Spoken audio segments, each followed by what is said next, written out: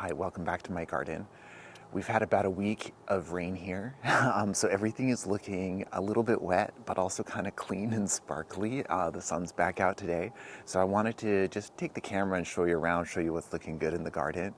The area behind me, we call the roundabout garden. It's not the most imaginative name, but basically it's like the roundabout in our driveway, but it's a viewpoint from the house and it's kind of close to everything, like the chicken coop, greenhouse, everything's kind of over here. So we spend a lot of time out here.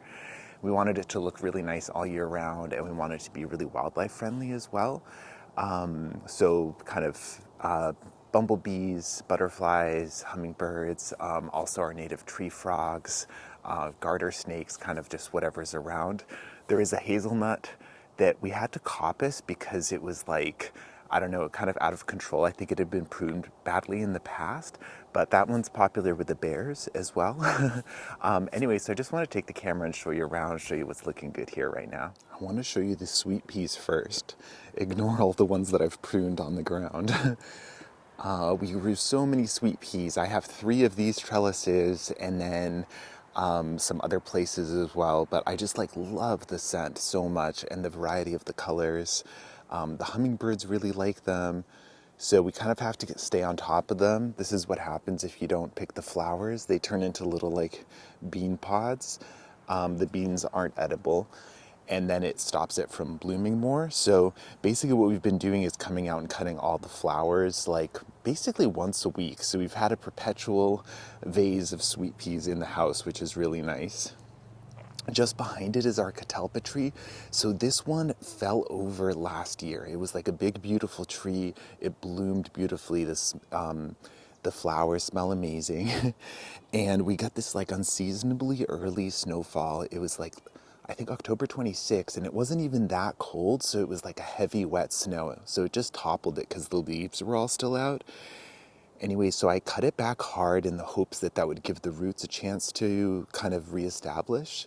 And that worked, but then it grew these super long, like plumes. I don't know, they were like at least 8 feet tall.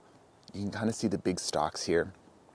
Anyway, so they got so tall, so they kept snapping off at the base, and we were running out of branches to create new leaders from. So I cut them back part way just so that they wouldn't topple over, and then my hope is that I can get them to branch and get it to look good kind of for seasons to come.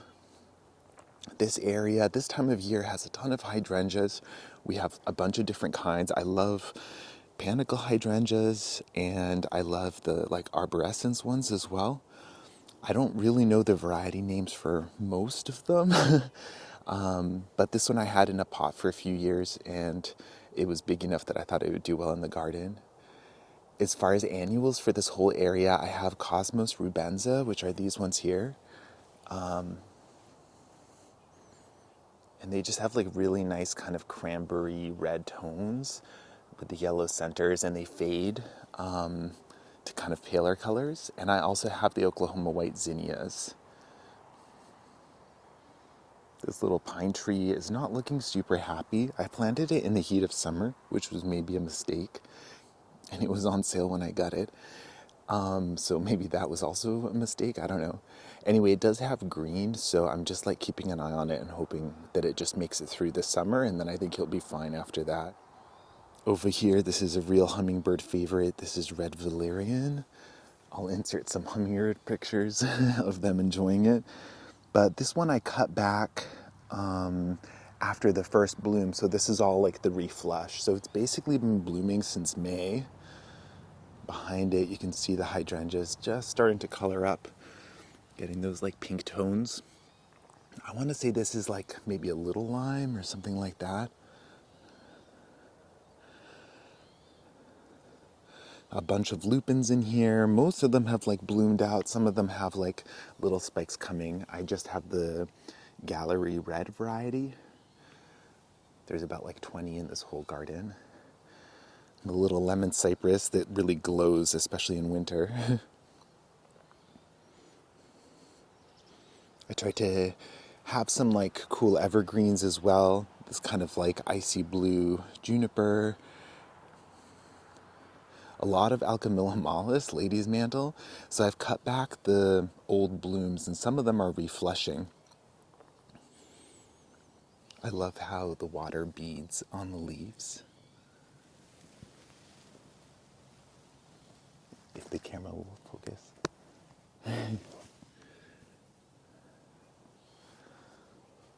Just on the other side of this bed, we have what we call the several sisters. It's basically a three sisters bed, but there's some extras. So some of the other sisters are sunflowers, and we also included some dahlias. We had grown like 27 dahlias from seed last year that lived in here, and then I think 7 of them came back. I kind of wanted to experiment. I didn't protect the bed at all. I didn't even mulch it. And 7 of the 27 dahlias came back, and I think maybe more would have if I gave them a little more time. But the corn's doing well. This is the first ear.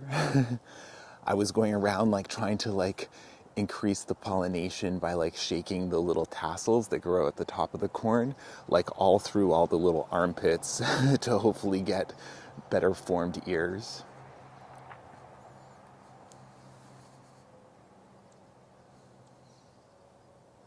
Always a popular spot.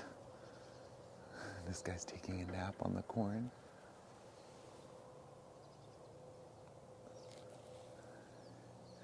So in here I have the sunflowers, which are the sunburst ones.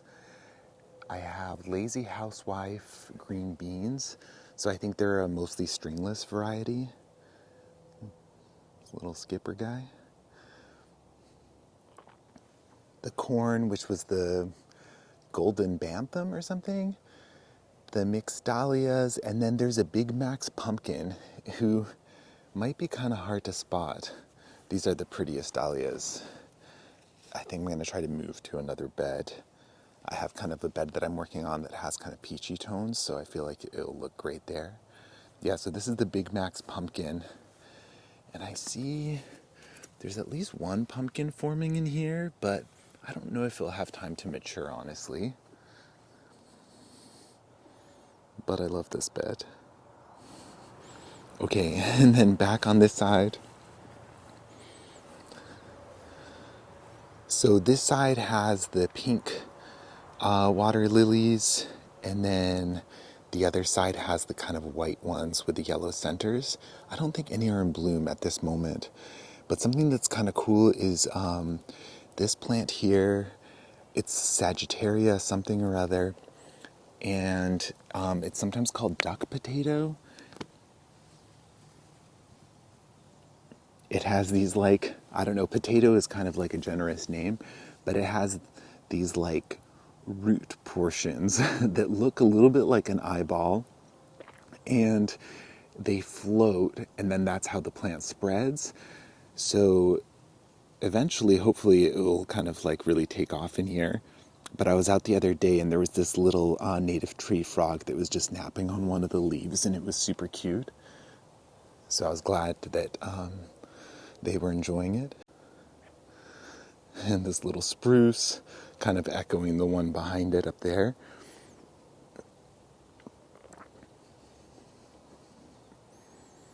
This one's another native. This one's a native ground cover, and it's evergreen. Acrostaphylos, or bearberry, kinnikinnick. It has a few names, but it has these like little white and pink flowers, followed by berries that I believe are poisonous. But I kind of have a bunch of them growing in here. This was the weeping redbud that got decapitated after like deer scratched their antlers on it, and then there was like a storm. Anyway, but I do have like grand plans for it. I'm training like one new leader up here that I can then get to kind of weep down. And then the plan is to put like just like a cute little archway in this gap over here, which I thought would be nice to walk under. And I want to train these 2 branches to go up the archway and then down the other side. And I thought that would look super cute. I'm also doing like an iris project in here. So I propagated like 30. I was just like digging them up from somewhere else in the garden, of these irises that have these beautiful kind of auburn burgundy leaves, flowers, which just look so good. when they come out. As far as like color scheme in here, it's like mostly whites, kind of burgundy, red colors, maybe some plums, lots of like Japanese maple foliage and stuff like that. The hydrangeas are out now. Before the hydrangeas, it's all about the daisies. Before that, I feel like it was like lilies, and before that, bulbs, like spring bulbs, daffodils and stuff. We have a couple clumps of peonies that I've been kind of dividing and propagating. So these ones each had like one flower last year, and then this year they were just like covered in blooms. Some early dwarf irises. Behind I have I think it's Snow Hill salvia. It's one of the like woodland sage white flowers. This is the second or third flush. I've kind of just been like trimming it up. Maybe a better view of the water lilies on this side too.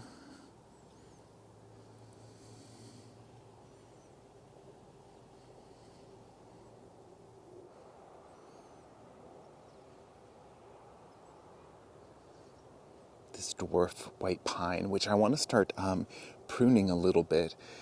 So apparently, like when the candles come out in spring, if you cut the candles, that's like what the new growth is called. It's like these little, kind of little spires where you can tell the needles are going to come from later. Anyway, the idea is if you cut them like part way back, it'll kind of make them bushier without growing out as much. So I want to get it like a thick fuzzy ball. This was one of the firelight hydrangeas that I planted like 2 years ago, but it was kind of a bad location for it because it's one of the dog's like thoroughfares, I think. So they decapitated it a few times, but it's such a survivor that it keeps trying to put out new growth.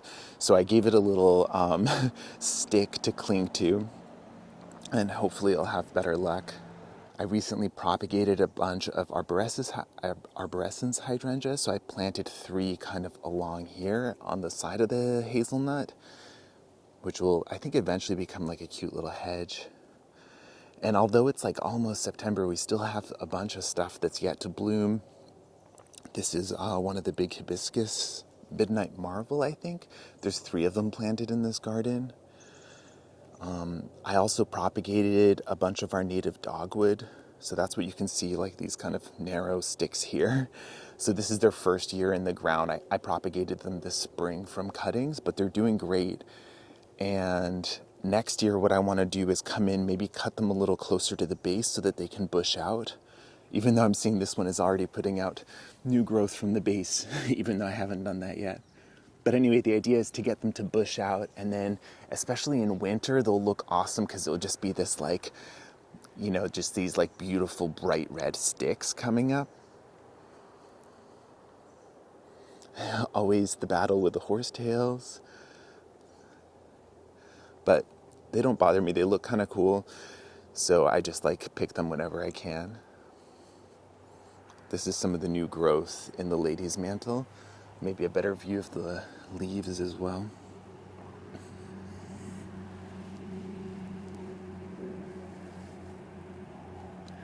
And the flowers are just like so bright and like chartreuse. This is one of the little Japanese maples I planted this year. Struggling a little bit. It's been kind of a dry summer. But basically my thing is like as long as they can make it through the first summer, they should be okay after that. More hydrangeas. I think there's like 9 in this area. Mostly different kinds. These ones look kind of similar, but they're actually kind of different. This one's the quick fire, so this one turns red like the soonest. You can see this one bloomed a lot later than the rest, which is why it's still white, whereas these ones have already turned. And those ones just bloomed now, so whatever those are, it's kind of a later one.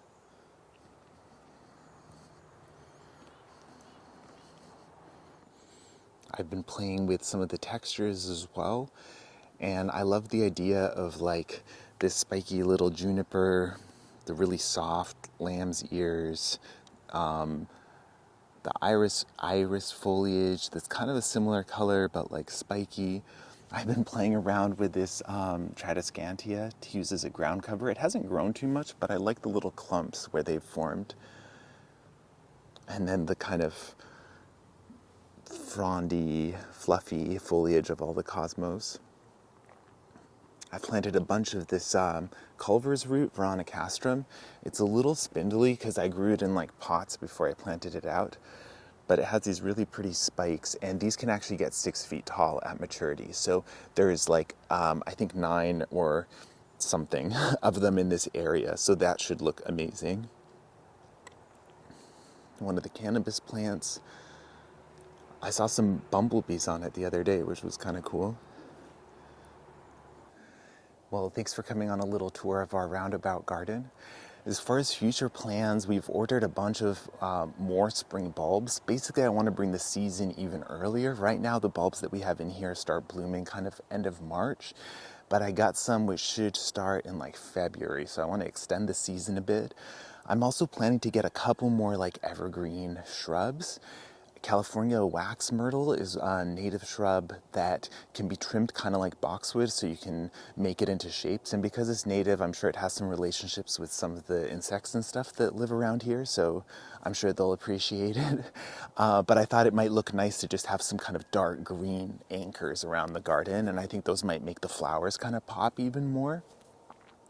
But yeah, it's one of my favorite spaces to walk around, and it's also really nice to just come out here with a camera and take pictures of like the bees, the hummingbirds, kind of whoever's hanging around. One morning we came down and there was a blue heron who was hanging out by the pond too. And there aren't any fish in it that we've put in. However, when we moved in, like that first winter, we saw this one kind of goldfish looking fish. I don't know what it was. And then like a year later, after not seeing it again, I saw one that it had kind of similar patterns, but it was like a different color. So I don't know if they can change color, if it was a different fish. In any case, we haven't put any in, and I look for them a lot and hardly ever see them. So I don't know what the deal is, masters of disguise or something, but yeah, anyway, so there are maybe some fish in here, but mostly we don't want to add any because there's so many chorus frogs, or like the native tree frogs, that we kind of want to prioritize them, and I know the fish will eat their eggs, so I'll keep you posted as we continue to add things, continue to develop this little garden here. So thanks for coming along for the tour today, and I'll catch you next time.